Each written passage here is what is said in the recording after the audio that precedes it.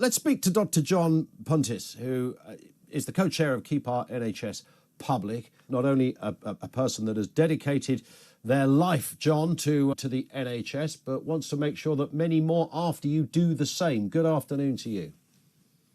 Good afternoon, Ian. Nice to have you with us. We keep hearing, and you'll be familiar with this, obviously, the NHS is great, but it's not a religion. We shouldn't treat it as a religion. It's a department we pay squillions and squillions and squillions of pounds for, but it does need a change in the way it works. Is that true, or is that a big, fat urban myth? No, there's an element of truth in that. I mean, in terms of what's important to people, of course, the NHS is always high up there, isn't it, in elections, because it is so important to everyone. It impinges on everyone's life. And there's different polls, but the Ipsos Mori one earlier this year, people actually put the NHS as number one concern, economy as number two, and inflation and cost of living as number three. So it's always going to be at the top or near the top. Yeah. Now, it's not working very well. And, satisfaction with the NHS in 2010 was 70% of the population.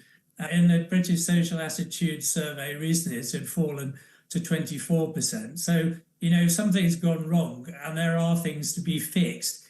The problem is, what are the things which need fixing? And this is where I might differ from some other people, possibly yourself, in terms of the solution to the NHS's problems. Is there a sort of short answer? I know this is obviously a very complex and rightly so issue, but is there this kind of one area that you think if only they did that, we could begin the journey of improvement? Well, I don't think it is just one area, but I mean, there's a number of pressing things. I mean, you talk about the NHS consuming lots of resources, which it does, but actually in relation to other comparable European countries, we don't spend as much on a per capita basis. We spend about 18% less than the average in the EU 14. And I don't think we spend enough. And I think for those who advocate some kind of change in model, they never look at actually what that would cost, and that would be a very expensive process, and it's likely to leave us with more expensive care at the end of the day. So funding is one thing. Staff is another thing. Mm-hmm. Now, there is a long-term workforce plan, but we need an absolute commitment to fund that and to make sure that it's actually carried through in practice. We don't have that at the moment. That's critical. We need more doctors and nurses, right? I mean, that's absolutely more doctors and nurses. Yeah.